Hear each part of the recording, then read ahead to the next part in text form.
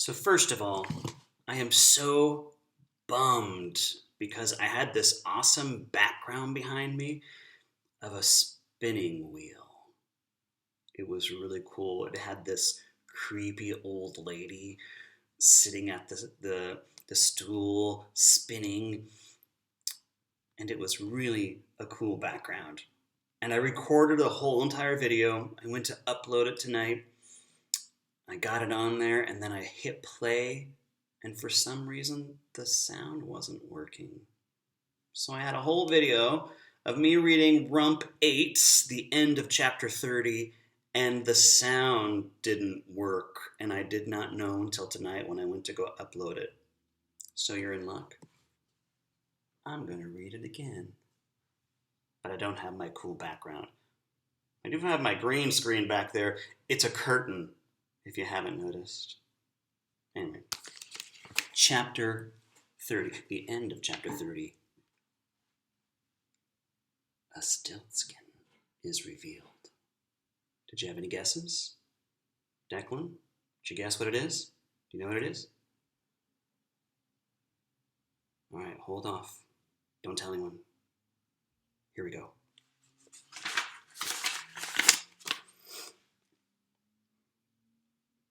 What is a destiny? I knew that everyone had one, just as they had a name. And they were one and the same. Just as no person chooses their own name, no person chooses their own destiny. It wasn't up to them. But what if that wasn't so? If Red's granny said that I must find my destiny, doesn't that mean I have some say in where to look? Maybe destiny isn't something that just happens. Maybe destiny is something you do. Maybe destiny is like a seed and it grows. I wasn't powerless. Even with my name, even with all the snares and tangles, I could do things like spin straw into gold and make terrible mistakes that ended up with girls being carried to their doom and promising me their firstborn child. That was all part of my destiny. My name was Rumple, and my name means I am bound, but I can grow more powerful than those bindings. I am more than the name I have always known. Deep inside, I have a power that no one can take away from me, a deep magic more powerful than any magic placed upon me, a magic that I was born with, that grew inside of me, deep in my bones. A stiltskin. I am Rumple. I am Stiltskin. Rumple. Stiltskin. And I pictured my mother holding me in her arms, dying, ready to give me a name that would overpower all the magic that had trapped her. And she whispered it to me. It was a name that would make me everything I am, and no one else had ever heard it but me. My name is my destiny. My name is my power. Rumple. Stiltskin. I heard my mother's whisper reaching across years and mountains and valleys. Rumple. Stiltskin. Rumpelstiltskin. The name, my name, shook in my chest.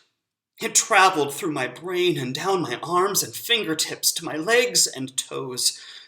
The sound of it echoed so loud inside of me, I felt I would burst. I made a rhyme then and there, a rhyme full of powerful words to release into the black night. Tomorrow I'm free. Today I'm alive. The curses and tangles no longer survive. From deep within the wisdom came that Rumpelstiltskin is my name. I was a stiltskin, and that power was greater than the rumple. And I felt it now, all inside of me, as if Just saying my name out loud had unleashed a force, and it was wrapping around the tangles, ready to rip them apart. I picked an apple from the tree and took a bite, sweet juice filling my mouth. "I am more powerful than a tree!" I shouted into the night air, and I laughed, and I danced. But a flickering shadow caught my eye, and I froze mid-laugh. Frederick stepped from behind a tree into the clearing, his arms trembling as he held up a bow and arrow. "Don't move," he said. "Come out, Bruno." He kicked at his brother, who squealed and slid out from behind another tree, holding a spear tight to his chest. He was white as the moon and shaking so hard, it was as if some outside force were throttling him. "Don't move," Frederick said again, pointing his bow and arrow at me. "You have to come back with us. You still have to spin all that gold, or your friend is going to get hurt. You're going to get hurt." Frederick took a step forward. Bruno took a step back and whimpered, mumbling, "Trolls! Filthy trolls! Cursed trolls!" I dropped my apple. I wasn't afraid of Frederick or Bruno anymore. They looked pathetic and small, quivering with their weapons.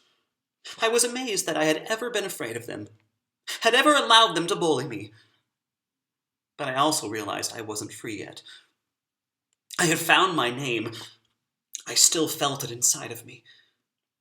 The magic of my stiltskin was still rushing through my arms and legs and my brain, making me big and powerful. But the rumple had yet to be untangled. Red was still trapped in the castle. There was still the miller to face. I still had Archie with me.